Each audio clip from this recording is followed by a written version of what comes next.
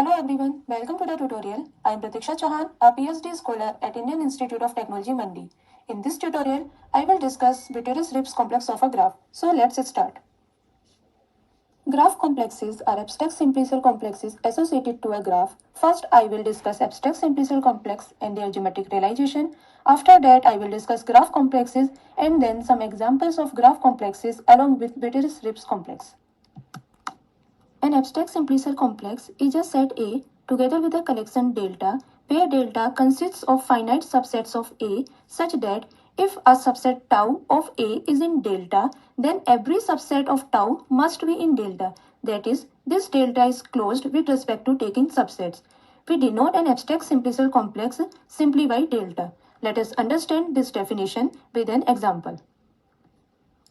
Given a set A, then it can be easily verified that this delta is closed with respect to taking subsets and hence is an abstract simplicial complex. But in case of delta prime, for this set 1 to 4, its subset 2, 4 is not in delta prime. That's why this is not an abstract simplicial complex. Now, we have some important terminologies related to an abstract simplicial complex delta. The elements of delta are known as its faces or simplices and its maximal faces are known as facets. The dimension of a face is equals to its cardinality minus 1. The zero-dimensional faces are known as the vertices of delta and the dimension of delta is equal to the maximum of dimensions of its faces. Before defining geometric realization of an abstract simplicial complex, we need affine independence. A set of k plus 1 points of Rn is said to be affinely independent if for any real scalars Ti, these two equations gives all Ti's equal to 0. By an easy calculation, it can be seen that these k plus 1 points are affinely independent if and only if these k vectors are linearly independent. Here, these k plus 1 points are not ordered. So, in place of A naught, we can choose any of these points. Observe that any single point is affinely independent and any two points are affinely independent if they are distinct. Also, any 3 points are affinely independent if they are not collinear. Similarly, any 4 points are affinely independent if they are not coplanar. In general, k plus points in Rn are affinely independent if they do not lie in a k minus 1 dimensional affine space. Geometric realization of an abstract simplicial complex delta is its embedding in Euclidean space Rn. For this, we define a map from vertex set of delta to Rn, such that the image set of vertices of simplices of delta is an affinely independent set in Rn. Then we define geometric realization G sigma of a simplex sigma by taking convex hull of the images of all of its vertices. Finally, we define geometric realization mod delta of the abstract simplicial complex delta by taking union of geometric realization of all of its simplices. Delta is a combinatorial structure and its geometric realization mod delta is a topological structure. We topologize mod delta by defining closed sets such that a subset S of mod delta is closed if and only if its intersection with G sigma is closed in G sigma for each sigma belongs to delta and each sigma has a subspace topology of Rn. In our case, this abstract simplicial complex is finite as we have only m vertices. So, this topology coincides with the subspace topology of mod delta as a subspace of Rn. Here we have a pictorial representation of geometric realization of simplices. A zero simplex which consists of only one vertex is just a point and a one simplex which consists of two vertices is a line being the convex hull of two distinct points. A two simplex is a triangle and a three simplex is a tetrahedron. Similarly, we can find a geometric realization of simplices in higher dimensions. Now we have an example of geometric realization of an abstract simplicial complex delta, whose facets are given here. For the facet 1, 2, 3, 4, we have this tetrahedron. For 2, 4, 6, we have this triangle, and for all these two cardinality facets, we have these lines. So taking union of all these geometric realizations, we get a geometric realization of delta. Here we can see that the dimension of this delta is 3, as the maximum dimension of its simplicity is 3, and this is embedded in R3, but this need not be the case in general. For example, in case of delta prime, which is two-dimensional abstract simple cell complex, it cannot be embedded in R2, but it can be embedded in R3. Here we don't have a tetrahedron, but we have all the triangles. To have a non-degenerate embedding in Euclidean space, we need at least 3 dimensions. So every d-dimensional abstract simple cell complex delta can be embedded in d plus 1 dimensional Euclidean space, and in some special cases it can be embedded in dimension d, but it can never be embedded in dimension less than d. For more detail about abstract simple cell complexes and their geometric realization, one can go through these books. One is by Mooncrace and another is by Kozlov. Now it's the time to discuss graph complex. A graph complex is an abstract simple cell complex associated to a finite graph.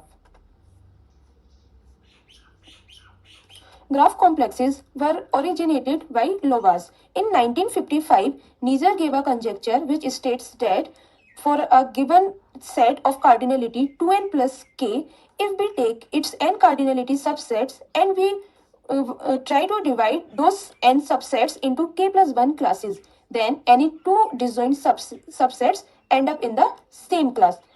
To solve this conjecture, in 1978, Lovász introduced a simple cell complex called neighborhood complex, and he provided a lower bound for chromatic number of that graph in terms of topological connectivity of its neighborhood complex. Using this result, he proved Nietzsche conjecture. For more details, one can go through these references. Let's see the definition of neighborhood complex. We consider a finite graph G and its vertex set is denoted by Vz and edge set is denoted by Ez. First, we define neighbors of a vertex V. The set of neighbors of vertex V are all those vertices which are connected to V. That is, there is an edge between V and its neighbor. Now to define neighborhood complex, the set of vertices of neighborhood complex is all non-isolated vertices of G, and its simplices are those subsets of Vg such that they have a common neighbor. We can see an example. Given a graph having non-isolated vertices 1, 2, 3, 4 and 6, and note that its vertices 2, 3, 4, 6 form a maximal set whose common neighbor is 1, and 1 to 6 form a maximal set whose common neighbor is 4. So these forms the facets of neighborhood complex. Similarly, we can find that 1, 3, 4 is also a facet. And here, given a geometric realization, before moving to next graph complex, let us first see the definition of flag complex. Any abstract simple cell complex is called a flag complex if it satisfies the property that for every subset of its vertex set, if any pair of vertices of that subset sigma is in delta, then sigma itself must be in delta. There are two easy observations about this flag complex. First is that the set of faces of delta coincides with the set of cliques in the one skeleton. A clique is a set of vertices in which any two vertices are connected, and one skeleton of any simple cell complex forms a graph. Another observation is that all the minimal known faces means which those subsets which does not belong to this delta, are just two element sets. One can easily find these observations. For a graph G, we denote its induced subgraph with respect to a set S, which is a subset of its vertices, by this notation. An induced subgraph is a subgraph of a given graph such that the set of vertices of induced subgraph is this set S, and whatever the vertices of this S are connected in original graph G, those all are also connected in this induced subgraph. We now see the definition of Clique complex. I have already told the definition of clique. The vertex set of Clique complex is equal to the set of vertices of graph, and its simplices are those subsets of vertex sets such that the induced subgraph is a complete graph. It means in which any two vertices are connected. So those vertices will form a clique. That's why we call this a Clique complex. For more information about Clique complex, one can review this reference. Let's see an example of Clique complex. In this graph, observe that 1, 2, 4, 6 forms a maximal set in which any two vertices are connected. And similarly, in 1, 2, 3, any two vertices are connected, and this is a maximal set, we consider any isolated vertices to be a clique. That's why we have all these facets for this clique complex, and here is its geometric realization. We first see the definition of Vietoris-Rips complex. Then we discuss the Vietoris-Rips complex of a graph.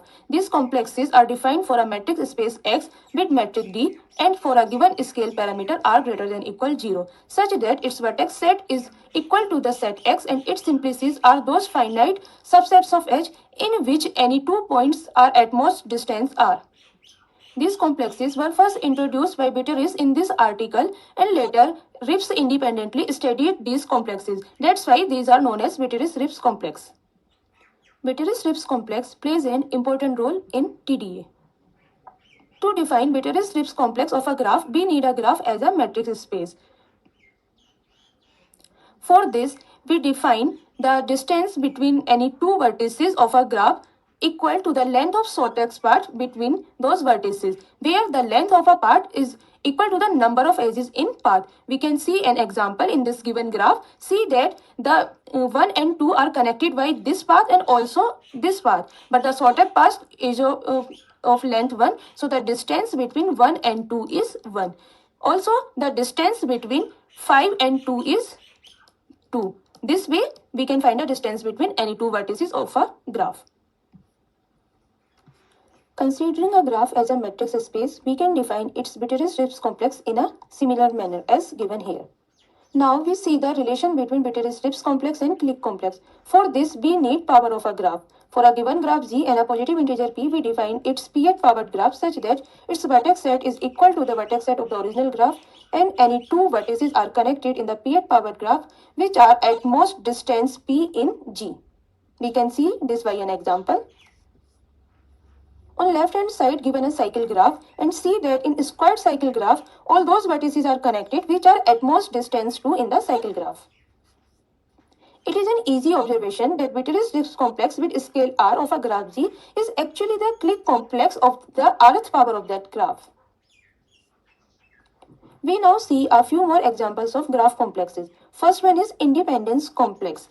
It is defined such that its vertex sets is equal to the vertex set of the given graph and its simplices or all those subsets of vertex sets such that the induced subgraph on that subset does not contain any edge. And in this case, we said that this sigma is an independent set. That's why we call this an independence complex. Recalling the definition of Clique complex, one can easily verify that the independence complex of a graph G is isomorphic to the Clique complex of its complement. To discuss two more graph complexes, we need Alexander dual of a simplicial complex, and it is denoted by delta check. Its faces are those subsets of vertex sets of delta whose complements are not faces of delta. We have seen that the minimal known face of Clique complexes are of cardinality 2, and taking their complements will give us the facet for the Alexander dual of Clique complex. Here, since these two vertices does not form a face for the Clique complex, it means these two are not connected, or we can see that these two are independent. So these two things generalizes two more graph complexes, which we will see now.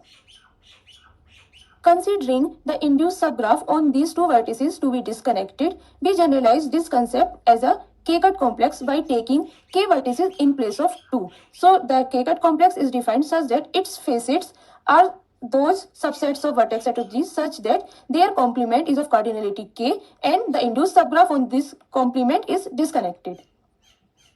Next, if we consider that these vertices are independent, and in place of taking two vertices, again if we take K vertices, then this is generalizes total K-cut complex, which is defined such that its facets are those subsets of vertex set whose complement is of cardinality K and this complement does not contain any edge. These two complexes are recently defined by Ware et al. In these two articles. Now we came to the end of this tutorial. So let's conclude whatever we have discussed. We have seen that the Clique complex is same as Fleck complex. The term Clique complex is more used in combinatorics, while Fleck complex is more used in algebraic topology. We have also seen that the Vietoris-Rips complex of a graph G with scale R is same as the Clique complex of its R-powered graph. Also, we have discussed that independence complex of a graph G is same as the Clique complex of its complement. Moreover, we have discussed that cut complexes and total cut complexes are generalizations of Alexander-Dwell of Clique complex. I have discussed only a few examples of graph complexes, although there are many more and they have wide application in other areas also.